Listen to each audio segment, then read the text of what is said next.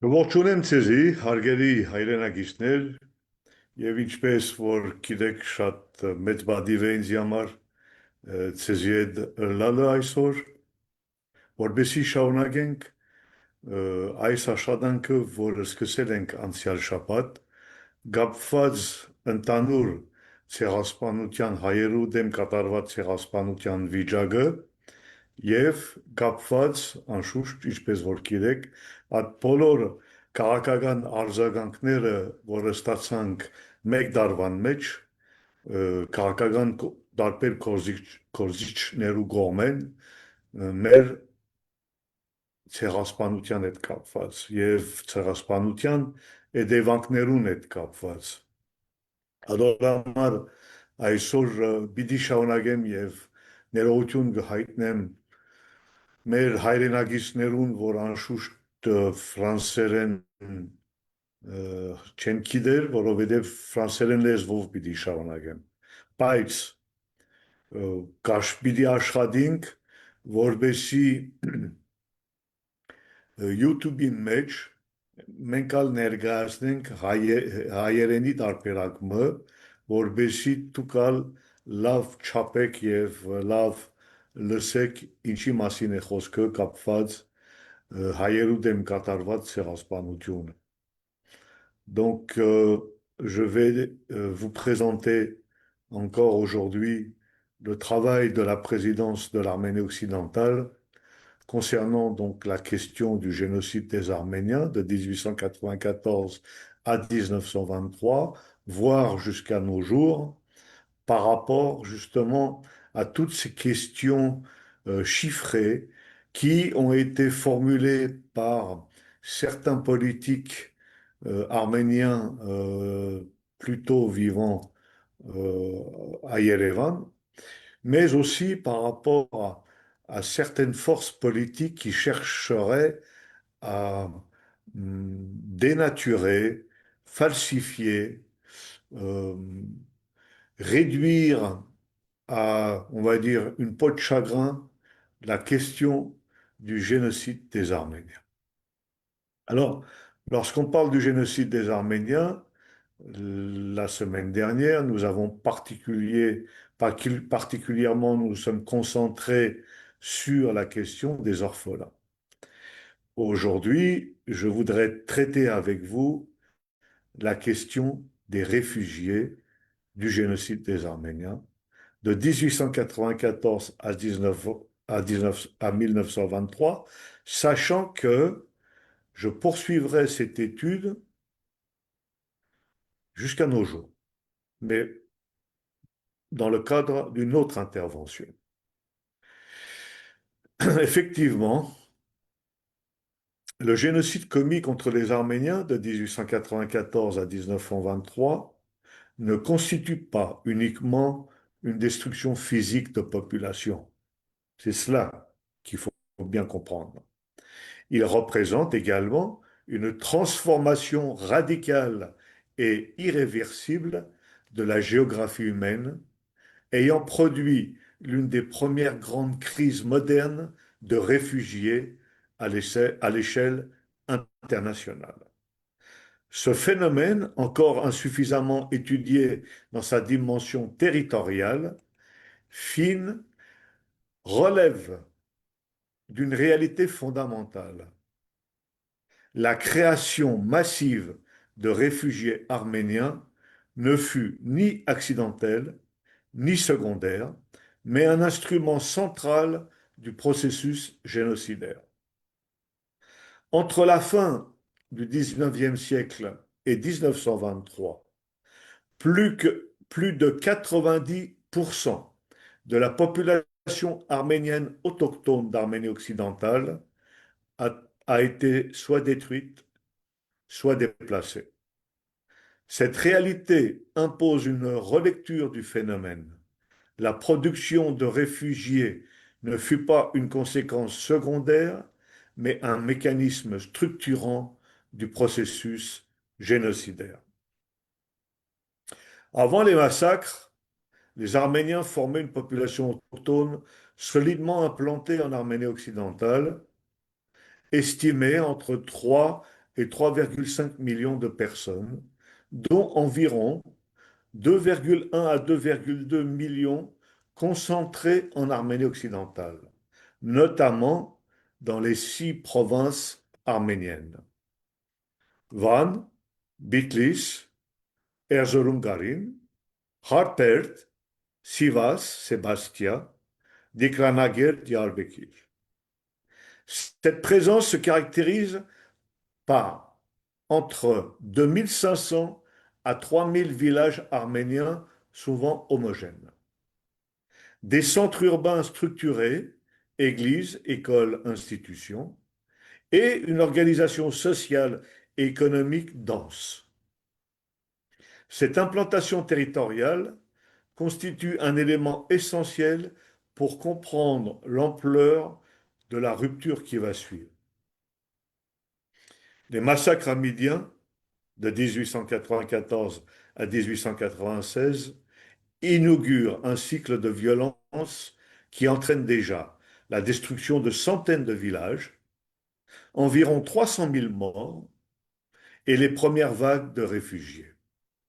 Entre 1896 et 1914, déjà près de 500 000 Arméniens quittent leur terre, fuyant les violences récurrentes contre les massacres, comme les massacres d'Adana, avril et mai 1909, l'insécurité structurelle, les pressions économiques et politiques. Ces déplacements annoncent une dynamique qui culminera en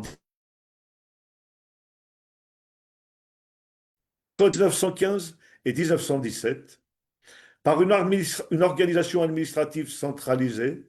Les déportations de 1915 s'inscrivent dans un dispositif méthodique.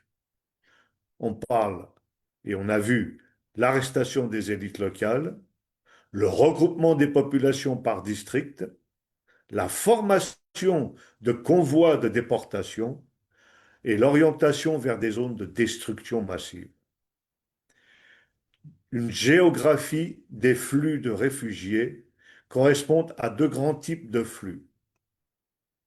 Les axes de survie nord, de Van, à partir de Van jusque dans le Caucase, à partir d'Erzurum, suivant Kars, Olti, Kars, jusque également dans le Caucase. Ces routes permettent la survie relative de certaines populations. On l'a bien vu également lorsque certaines de ces populations se sont implantées dans le Djabbar.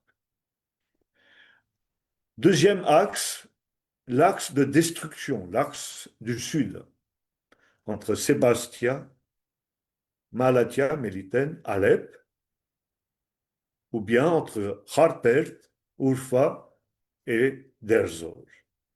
Ces routes correspondent aux marches de la mort, caractérisées par une mortalité massive, taux de mortalité estimé entre 70 à 90%.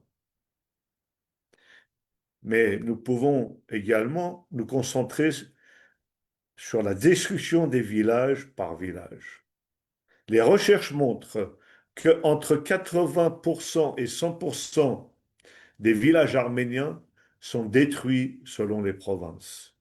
Certaines régions comme Bitlis connaissent une disparition quasi totale. Chaque village suit un schéma similaire. Premièrement, arrestation des hommes. Deuxièmement, déportation des femmes et des enfants. Troisièmement, destruction ou réaffectation des biens. Entre 1917 et 1923, cette dispersion de la population arménienne donne naissance aux Arméniens en exil, qu'on appelle également diaspora. À l'issue du processus, environ 800 000 survivants deviennent réfugiés, mais près de 300 000 survivants sont convertis à l'islam en Arménie occidentale. Les principales zones d'accueil sont le Caucase, Arménie orientale, entre 300 000 et 400 000 réfugiés. Au Moyen-Orient, c'est-à-dire Syrie, Liban, Palestine, entre 100 000 et 150 000 réfugiés. En Europe, notamment en France, près de 120 000 réfugiés. Aux États-Unis, aux Amériques, entre 150 000 et 200 000 réfugiés. Cette dispersion marque la naissance de la diaspora arménienne moderne, issue d'Arménie occidentale. Il faut bien comprendre que ces chiffres font l'objet d'études qui ont été donc approfondies et qui correspondent à une réalité de ce qui s'est passé sur le terrain, même si certaines autorités à Yerevan pourraient remettre ces chiffres en question. Ce qui serait une gymnastique très facile, puisqu'ils n'ont pas non plus cherché à approfondir le phénomène. Dans la typologie des réfugiés arméniens, on distingue trois catégories principales. Premièrement, les réfugiés de fuite immédiate, échappant aux massacres locaux, se dirigeant vers les frontières. Deuxièmement, des déportés survivants, rescapés des marches de la mort, qui arrivent en Syrie ou en Mésopotamie. Troisièmement, les réfugiés qu'on pourrait nommer post-génocide, reconstitution de communautés en diaspora, dont la plupart nous sommes issus. Nous pouvons donc déterminer le phénomène de la façon suivante. 60 à 70% de la population a été détruite, 30 à 40% transformée en réfugiés. On peut, lorsqu'on parle de réfugiés, on parle également évidemment de déracinement, et on peut préciser que la population restante en Arménie occidentale après 1923 est inférieure à 10%.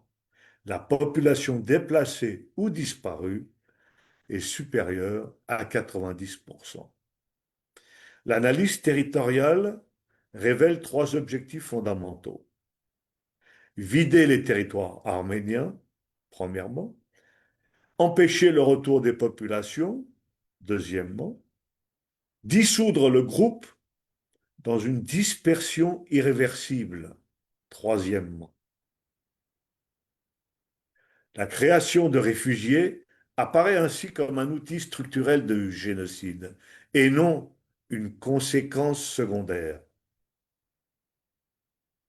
La négation aujourd'hui par certaines forces politiques de l'Arménie occidentale par les Arméniens eux-mêmes, issus de la diaspora, fait partie intégrante du processus génocidaire.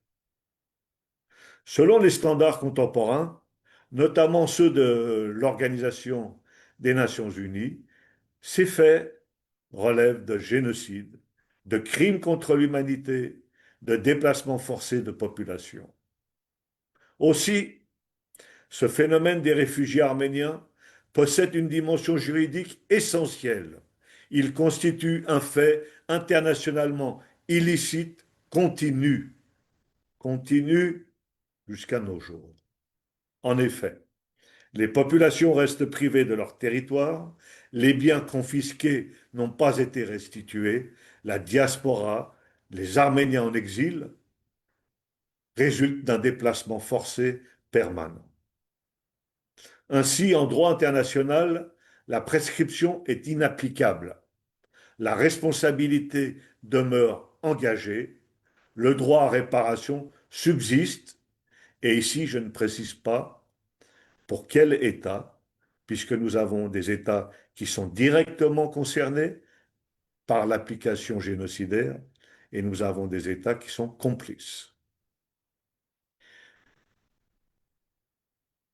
Mais je voudrais revenir sur la question de l'apatridie, puisque beaucoup de nos compatriotes nous font part du fait qu'ils ont reçu, en tout cas leurs parents, avaient reçu un certificat d'apatride.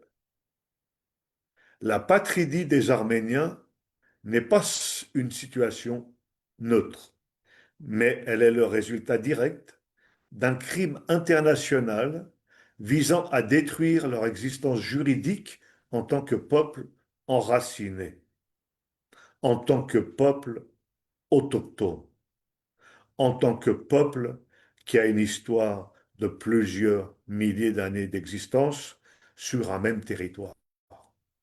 Loin d'être une conséquence accidentelle des déplacements de population, l'apatridie des Arméniens d'Arménie occidentale, des Arméniens autochtones en Arménie occidentale, doit être analysée comme un effet direct et intentionnel du processus génocidaire visant à détruire non seulement la vie physique des individus, mais également leur identité juridique et collective. Comment alors ont-ils pu devenir apatrides alors que l'Arménie occidentale a été reconnue comme État? Parce que leur nationalité d'origine a été supprimée, que l'État arménien juridiquement prévu sur le territoire de l'Arménie occidentale n'a pas pu être réalisé par son occupation, parce qu'aucun mécanisme international n'a assuré la continuité de leur statut. Donc, ce n'est pas une incohérence juridique, c'est une rupture historique du système juridique international. L'apatridie est juridiquement illégitime dès l'origine, car elle contredit un cadre juridique existant, elle résulte d'une non-exécution fautive, elle est liée au processus du génocide. La disparition des villages arméniens ne constitue pas seulement une perte humaine, mais également une éradication du tissu territorial, une suppression de la mémoire géographique, une rupture historique durable. Les milliers de localités identifiées dans les archives témoignent d'un monde disparu. Le génocide commis contre les Arméniens, 1894 à 1923, doit être compris non seulement comme une destruction physique, mais comme une reconfiguration géopolitique et démographique majeure, ayant transformé une population autochtone en une population désintégrée et en une diaspora mondiale. La question des réfugiés arméniens en constitue l'un des éléments centraux. Elle révèle la dimension planifiée du processus. Elle démontre la continuité du préjudice et elle fonde juridiquement les revendications contemporaines.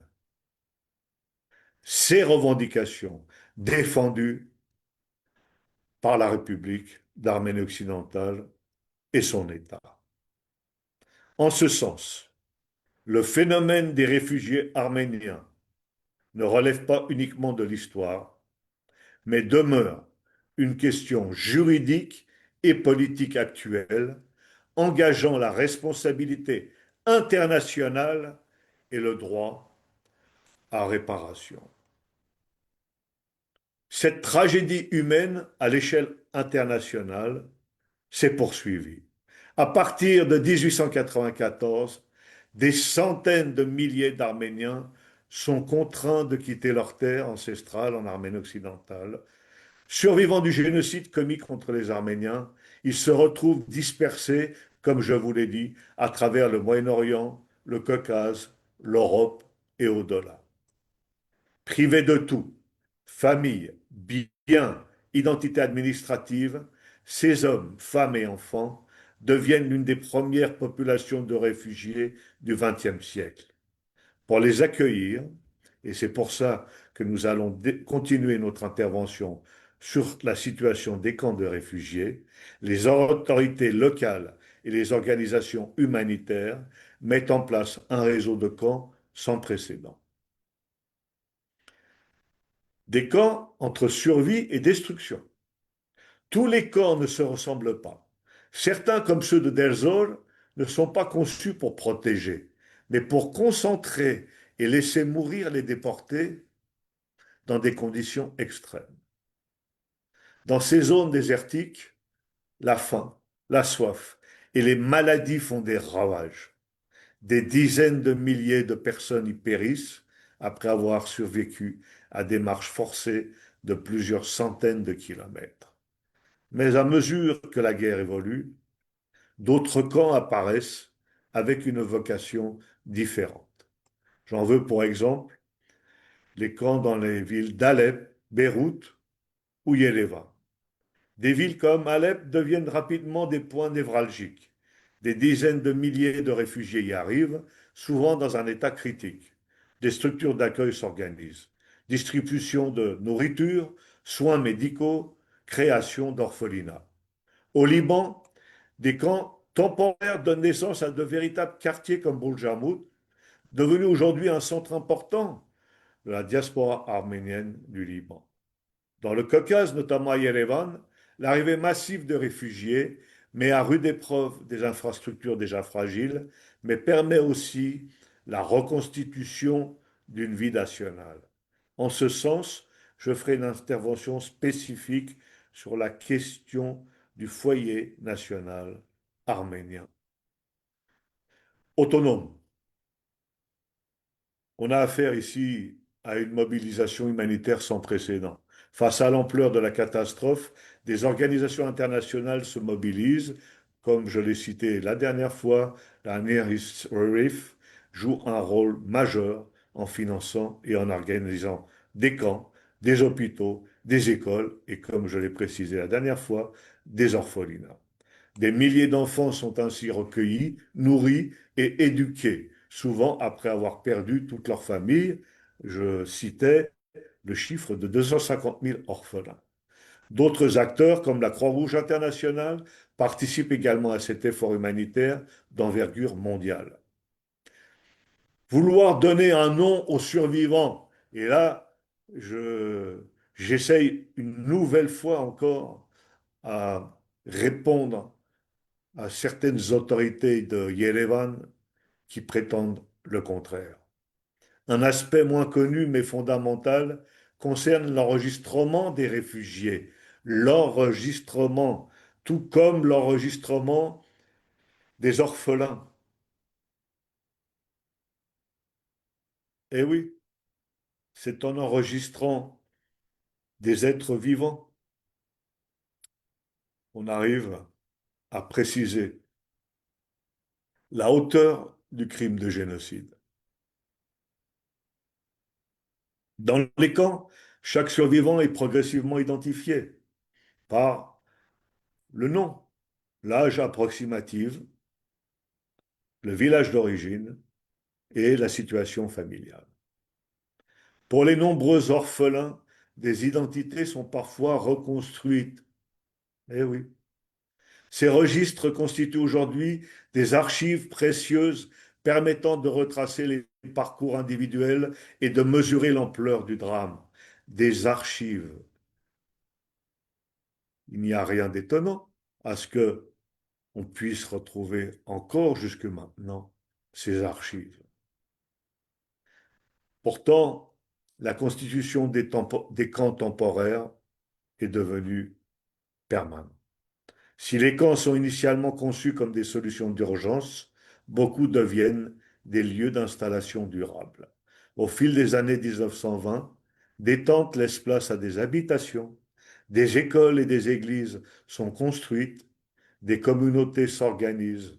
C'est ainsi que naît une grande partie de la diaspora arménienne moderne venue d'Arménie occidentale, aujourd'hui présente sur plusieurs continents. Je me permets de le répéter à maintes reprises parce que L'origine de cette diaspora fait l'objet d'une négation.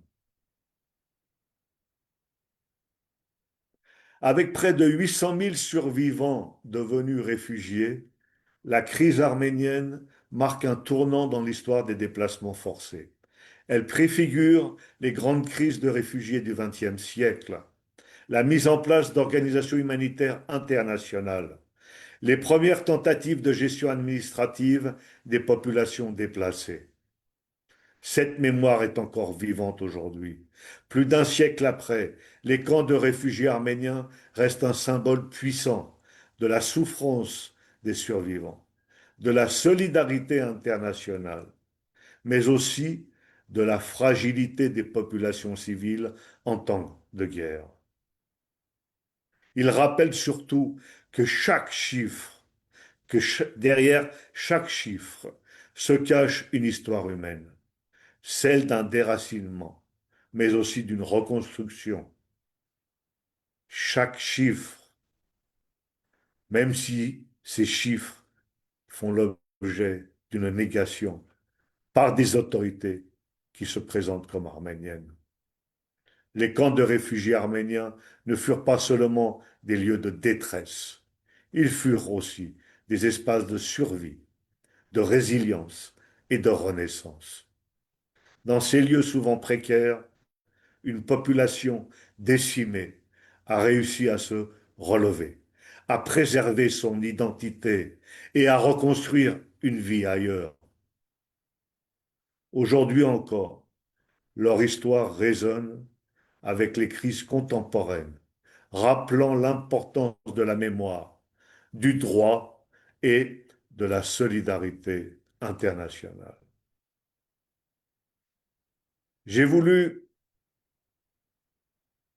pour clôturer la question des réfugiés arméniens issus du génocide, et comme je vous l'ai déjà précisé, non pas par effet du génocide, mais par cause constituante du génocide des Arméniens, prendre deux exemples. Celui à Marseille du camp Odo, une porte d'entrée pour les survivants. À partir de 1922, Marseille devient l'un des principaux points d'arrivée des réfugiés arméniens en Europe, fuyant les dernières violences en Arménie occidentale et en Cilicie, suite en 1921 de l'accord Angora signé entre la France et, on va dire, les forces politiques turques de l'époque, représentées par Mustafa Kemal. Des milliers de survivants issus, issus de cet accord signé au bout d'une table débarquent dans le port épuisés et sans ressources. D'où la responsabilité de la France. Ils sont dirigés vers le camp Odo, situé dans les quartiers nord de la ville, les quartiers nord de Marseille. Un camp de transit qui est devenu un centre d'enregistrement pour ceux qui nient ou qui mettent en cause ou en doute la question du nombre de victimes du génocide des Arméniens.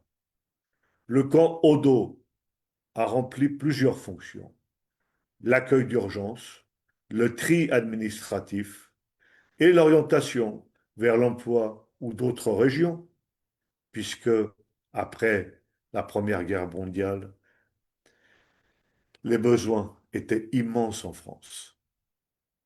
On estime que plus de 50 000 réfugiés arméniens transitent par Marseille dans les années 1920. C'est là également qu'on peut rappeler que Méliné et Misak Manouchian ont également transité à Marseille.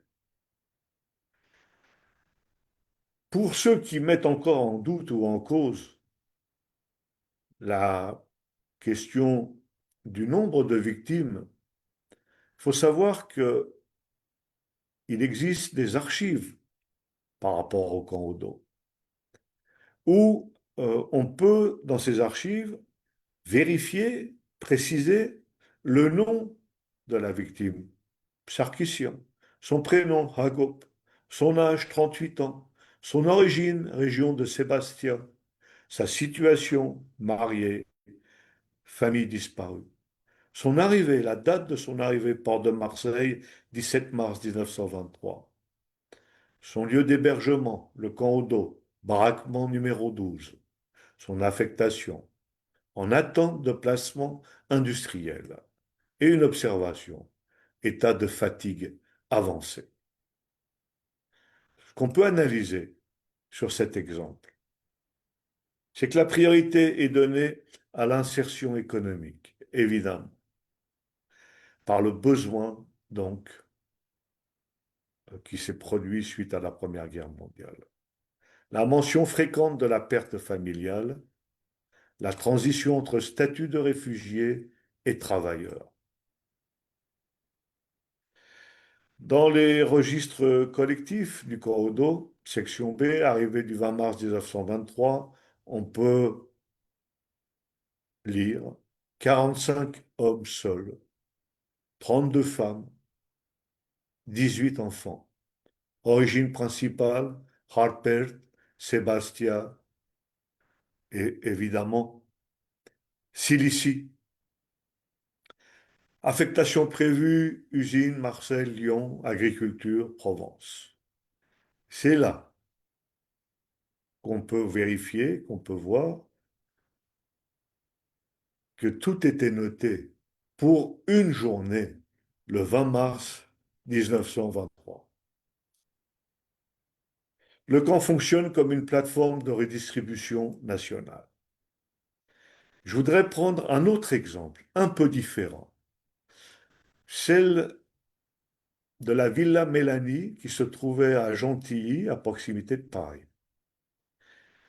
Là, en région parisienne, à Gentilly, la Villa Mélanie devient un lieu emblématique de l'accueil des jeunes réfugiés arméniens, notamment des orphelins.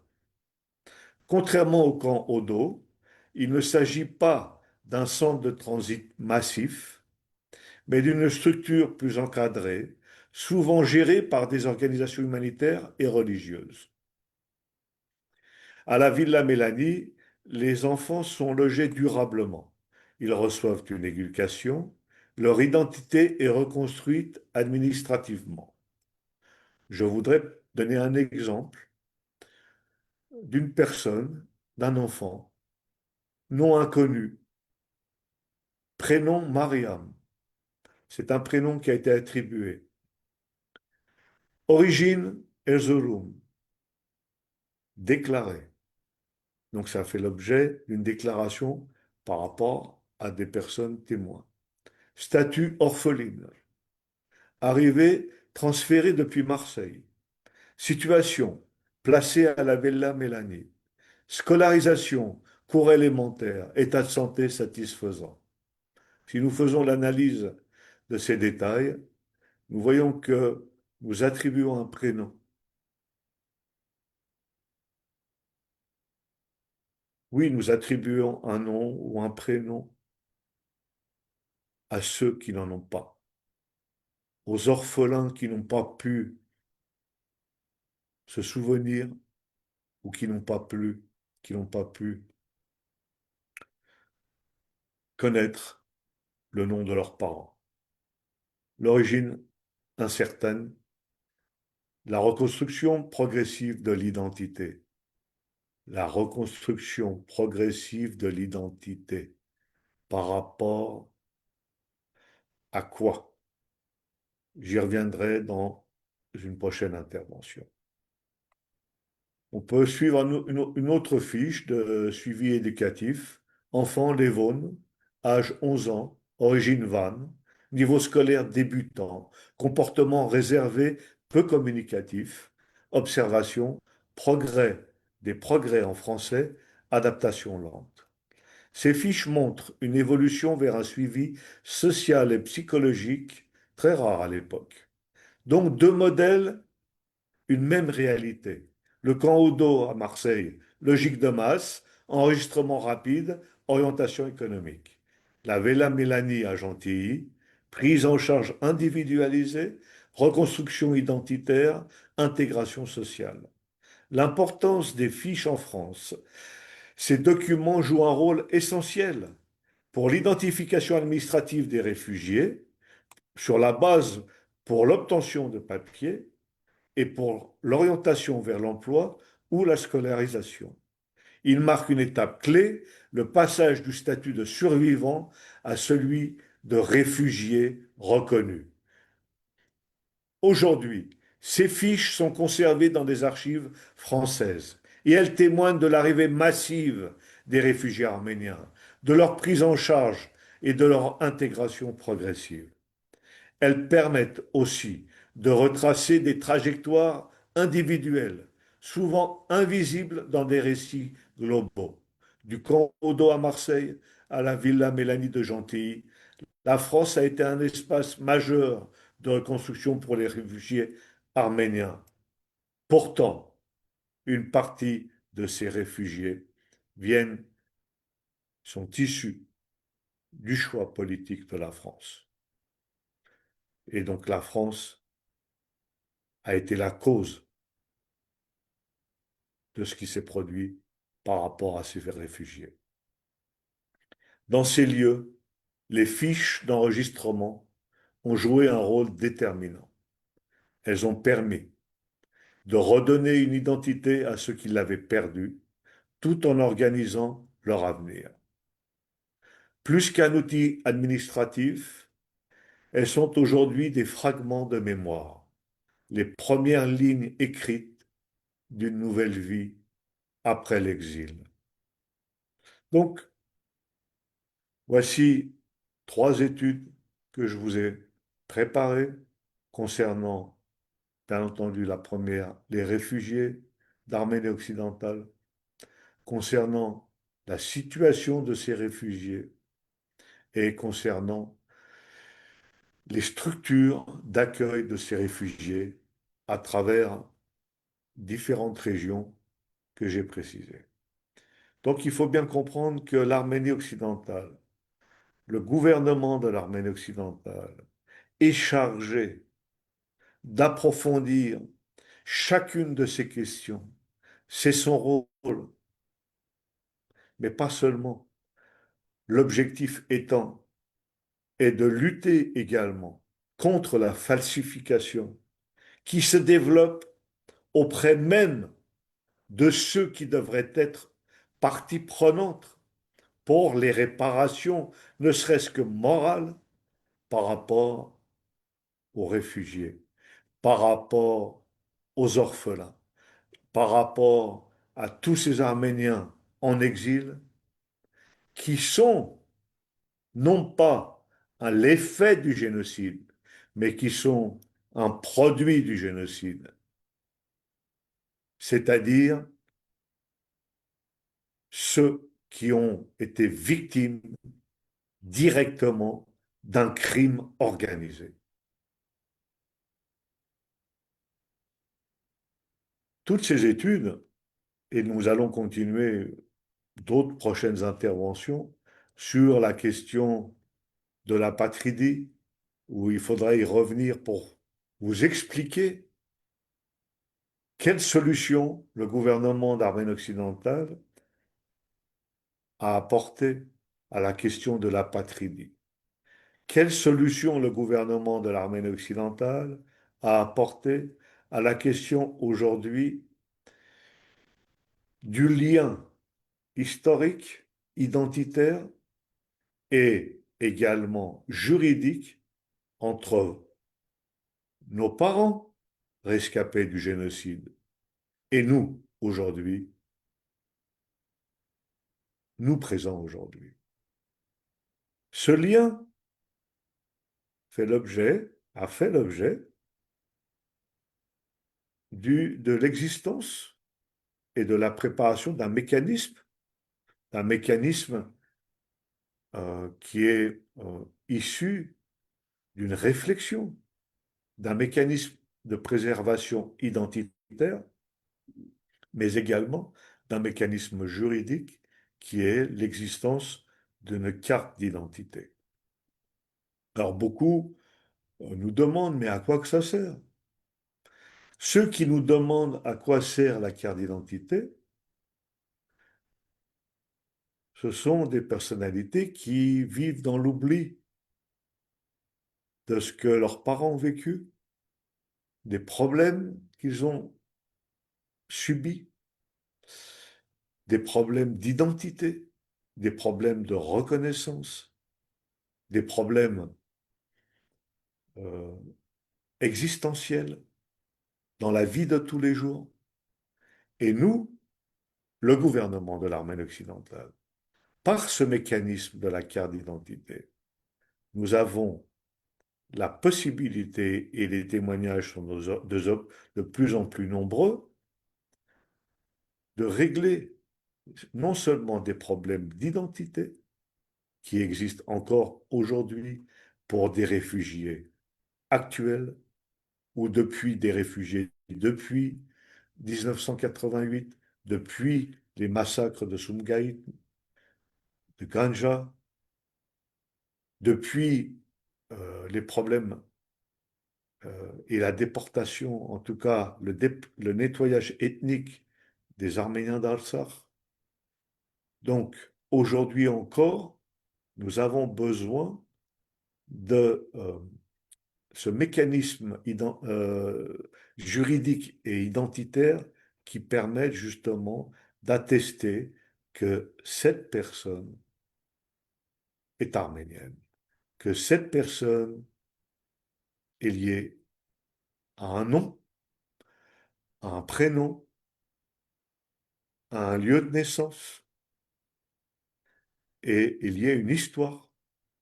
Et cette histoire valide également son autochtonie par rapport à la partie juridique. Donc il faut bien comprendre que nos études, nos travaux, aussi approfondis qu'ils soient, doivent nous permettre de mettre en place des mécanismes qui nous permettent également de faire valoir nos droits. Et à partir de la carte d'identité, nous travaillons pour la mise en place d'un passeport qui permettra aussi à nos citoyens après donc des travaux diplomatiques avec des États, de faire valoir des déplacements. Tous ces documents-là sont issus pour l'Arménie occidentale, pour les Arméniens d'Arménie occidentale, ils sont issus de problèmes réels qu'ont vécu les Arméniens d'Arménie occidentale. Et nous, le gouvernement d'Arménie occidentale, mais également le Parlement d'Arménie occidentale, nous sommes chargés de trouver des solutions, non pas pour éliminer la question de l'Arménie occidentale, la question des réparations pour les populations issues du génocide, la question de l'identité arménienne sur nos territoires ancestraux. Non, bien entendu. Nous mettons en place ces mécanismes pour renforcer sur la durée, pour renforcer sur la durée les droits des Arméniens d'Arménie occidentale. C'est-à-dire que quand bien même les Arméniens vivent en exil, loin de leur patrie, avec toutes les difficultés que ça comporte, leur statut, leur statut juridique est préservé par le gouvernement de l'Arménie occidentale. C'est ce qui est fondamental aujourd'hui. Malgré le fait que nous connaissons bien des problèmes de désintégration, voire d'assimilation. Nous, ces phénomènes de désintégration culturelle, de désintégration identitaire, de désintégration éducative, bien entendu en partie seulement, certaines associations arméniennes, pendant toutes ces dizaines d'années, ont travaillé pour préserver d'une façon ou d'une autre ce lien avec la tradition, avec la mémoire, avec l'éducation, avec l'identité. Mais nous savons très bien que nous devons aller plus loin, que nous avons la possibilité naturellement d'aller plus loin. Nous ne sommes pas là en train de réinventer une identité artificielle. Nous parlons de nous, nous parlons de nos ancêtres, nous parlons de notre mémoire, nous parlons de notre histoire. Nous n'avons pas besoin de réinventer une identité nationale. Elle existait déjà en nous, bien avant le génocide et également après le génocide, puisque nous nous sommes retrouvés dans des foyers, nous avons reconstitué des communautés. Pour quelles raisons? Il y a bien des raisons qui font que nous nous sommes regroupés à travers le monde pour pouvoir préserver notre identité. Pas seulement une identité culturelle, mais également une identité nationale. Nous n'avons pas besoin d'artifice pour exister en tant qu'Arméniens. Nous n'avons pas besoin de faire des guerres, de nous donner pour pouvoir reconstituer une identité nationale. Le génocide des Arméniens fait partie aujourd'hui intégrante et non fragmentaire d'une mémoire nationale des Arméniens.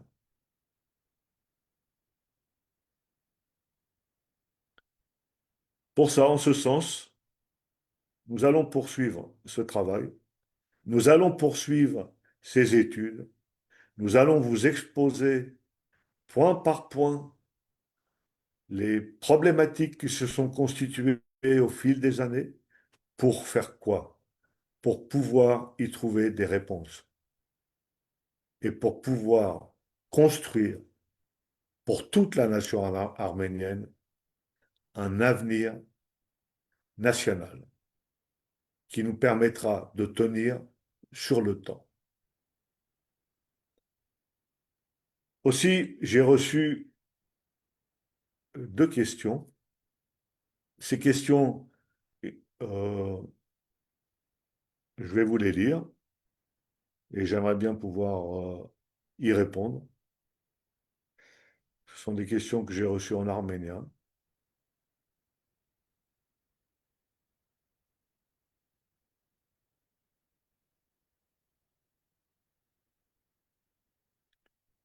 Donc, Արմենիան Հայաստանում ապրող հայերի մեջ լինում են կրոնական անհամաձայնությունները. C'est une première question, c'est-à-dire, est-ce qu'en Arménie occidentale, il existe au sein des communautés religieuses, au sein des Arméniens, communautés arméniennes religieuses, des malentendus? Je vais répondre à cette question en arménien.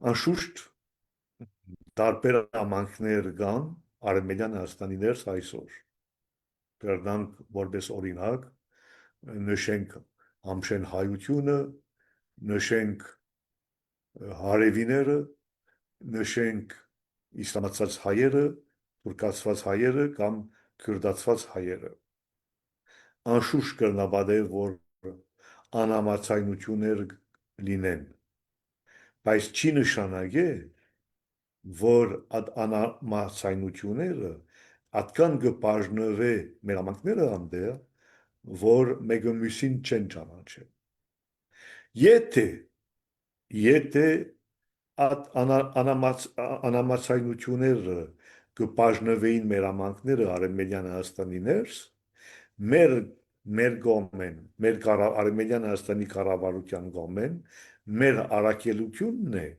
միացնել այդ ամենքները եւ այդ անհամաձայնություններու դիմաց առաջարկենք լուծումներ։ Մեր աշխատանքն է, մեր պատասխանատվությունն է, ադորամար նույնիսկ եթե գլինեն, ինչպես որ անհամաձայնություններ կգնան լինեն, գնան լալ Թուրսի հայության մեջ, Ֆրանսիա հայության մեջ կամ դարբեր դեղերը, մեր աշխատանքը, որպես Արևմտյան Հայաստանի կառավարություն, աշխատելն է, որպեսի դետևացնենք վիճակները, անհամաձայնությունները եւ հիշեցնենք բոլորին, որ Արևմտյան Հայաստանի զավակներն են, ավասար պատմություն ունեցան, ինչպես որ ցեզի ներկայացնեցի, կրնա պատահել, որ որպերուն մեջ որպերը կան, որ ընդունեցին իսլամը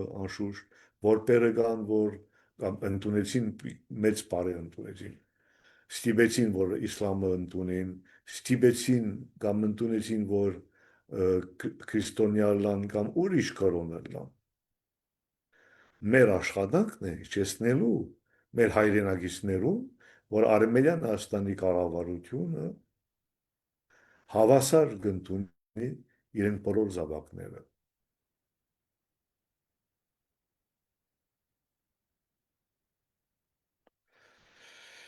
Ուրիշ երկրորդ հարցը կապված է արցախցիներուն հետ,